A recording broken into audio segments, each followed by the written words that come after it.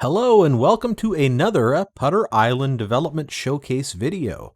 Today we're checking out build Pre-Alpha 25B. It's been a while, we haven't checked it out since Pre-Alpha 19, so there's a lot to show. Before we jump in, I just want to note the new graphics and control options menu. From here, you have a lot of controls that you would normally find in a game: screen mode, resolution, scale, VSync, global illumination. That's Unreal's new screen space, global illumination, water quality. These settings all work as you would expect them to, and it'll allow me to scale this game to different spec machines. I'm going to go in and invert my look before we start because that's how I like to play. This menu is its own map. It's separate from the main game world. It will load really quickly, just like a traditional menu would in a game. And then when you do start a new game or load a game, the longer, more traditional load time happens. It's a good setup. You'll notice with my new game here that there are some changes from the previous builds. First things first, the house is quite a bit different. It's smaller, and it's using the same tile set as all the other buildings in the world. It only made sense for the player's house to look like all the other people's houses in the world. The other design's cool. Maybe I'll use it for a special building somewhere.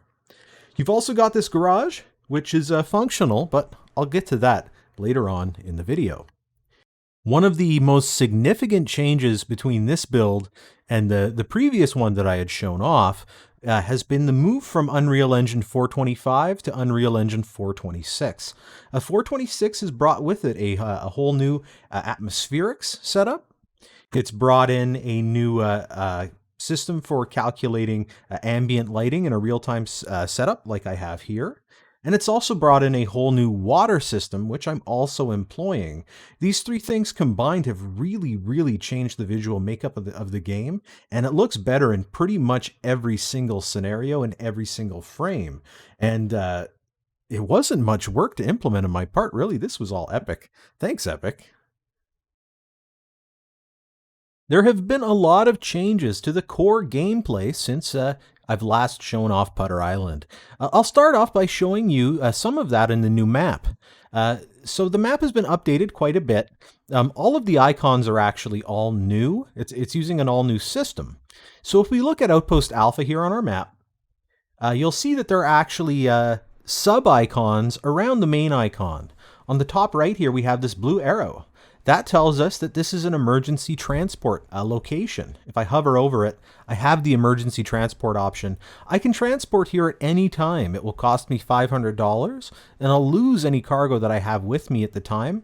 But it's a good option in case your vehicle gets stuck somewhere or you're just screwed and you really need to get back. Maybe you left your truck in neutral and it went down a hill and you don't have it anymore. Maybe it drove into the ocean.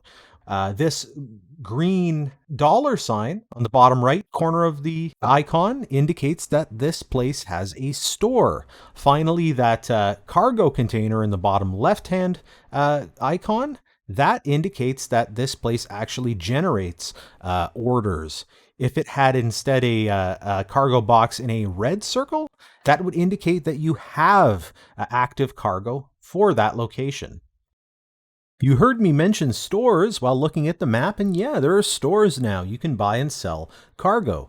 You can even check out the stock levels and buy and sell prices of cargo at any store in your menu. So if I open up the menu and go to our trading tab and open up the store inventories tab, we now have a listing of every store in the game.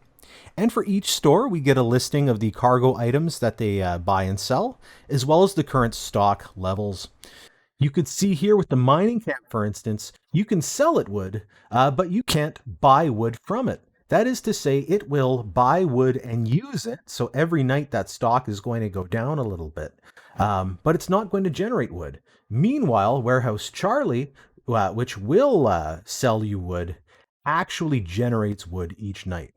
That means every day you could go to Warehouse Charlie and buy some more wood and sell it to the mining camp. They won't necessarily generate or use up their entire stock level in a day, so it might take several days for those stocks to reach a level where it's viable for you to make deliveries again. I've come to Warehouse Alpha to show off just how I buy cargo and accepting new orders. I've rebuilt all of these menus here that used to be done through two separate terminals. Now there's just a unified trading and shipping terminal, and you'll find this same terminal anywhere that generates or accepts orders or buys and sells cargo. So we use the terminal. I have some options. First thing, I'll show you buying cargo. So going to buying cargo, we have a listing of the various items that are for sale here at this store. It'll also give us the stock and the value, the store multiplier. See, this is useful because things cost different things at different places. I'm going to buy a couple of units of fruit here. Notice it tells me that I am buying 2 on the listing on the left side, fruit 2. I can go back. My cash has changed. I can also accept, say, a new order. So it'll give me the same listing of orders that it had before, only now the order listing actually includes the cargo manifest. It tells me what types of cargo items are included and how many of those are included. It also gives me a time limit. Right now, time limits aren't being generated, but they can be. I'm thinking I'll have a place, maybe it'll be like a pizza place that generates like 30 minutes or it's free kind of orders.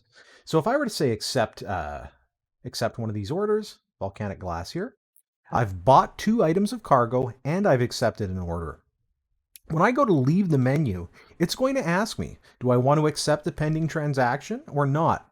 If I don't, like if I were to hit B here and reject, it wouldn't buy those items, my cash would go back to where it was, and it wouldn't accept that shipping order. But if I choose accept here, which I'm going to, my cash changes, and here's the 2 pieces of fruit I bought, as well as the cargo order that I accepted.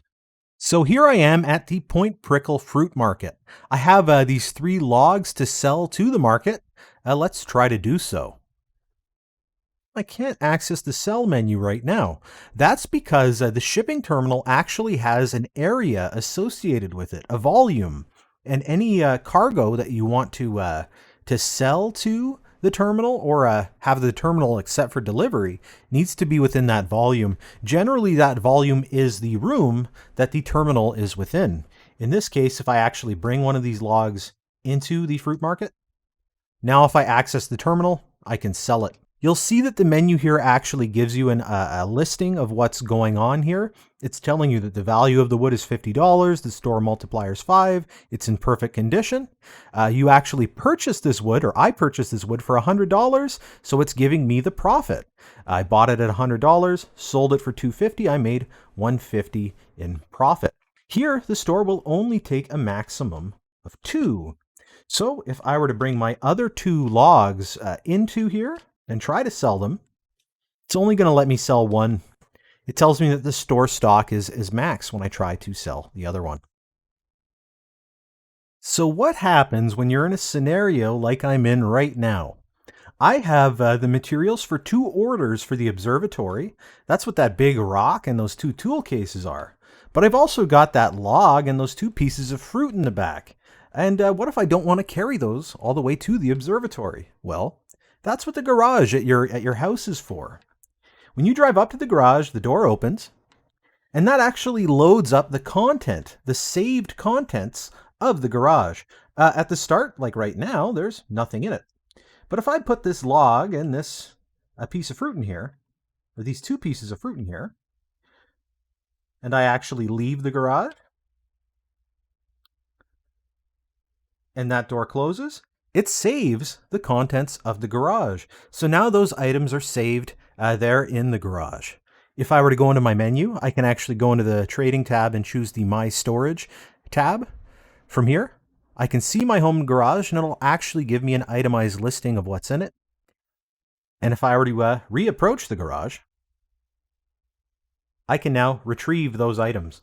Previously, any items you left anywhere would just get lost after you got a certain distance away from them. This way you can buy items in bulk. You can buy 10 items of steel if you want and store them even if the place that you're trying to sell it to will only buy 3 at a time. So now I've arrived at Grozo's place and I've got a couple of orders for him. First things first, I'll bring in these 2 boxes associated with one of the orders.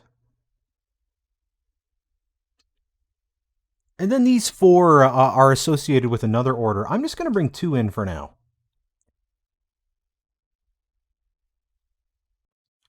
So when I use the terminal, the first things first is it's going to tell me that it's accepted some cargo items. And then it's going to give me an itemized list of those items. So these first two boxes, these cargo boxes, those are for the first order absorbent pads. And then the second two, these canisters, are for the order nutritional supplement. If I move on to the next screen, it'll tell me that the following orders have been completed. That absorbent pads order was completed, and it gives me the cargo manifest, the time it took for me to do it, and all of that. It also tells me the reward that I was paid, as well as the potential maximum award that I could have been paid. You'll notice that second order that I delivered two items for isn't here on this list. And that's a good thing. It actually won't show up until I provide all of the items for the order, or if, they're all either delivered or lost. You could also lose an item and in a sense, complete the order as well. So it's accepted these two new canisters, and the following order is complete. And with that, I've shown off another pre-alpha build of Putter Island. And this should be the last one. I envision the next build to be Alpha 1. At that point, I can start thinking about getting it onto Steam or Epic Store or whatever, maybe having a Patreon. I'm not sure. If you've ever released a game or if you're a publisher, get in touch. I'd love any help I could get. I can't imagine anyone will bite, but anyway, I'll throw that out there. Also, if you're someone who wants to play, if you've got a gaming PC and you'd be interested in playing for a few hours and sending me a survey with some feedback, I'd love to send you a build of the game. Send me an email and I'll try to get you into the pre-alpha group if we've got space. Anyway, thanks a lot.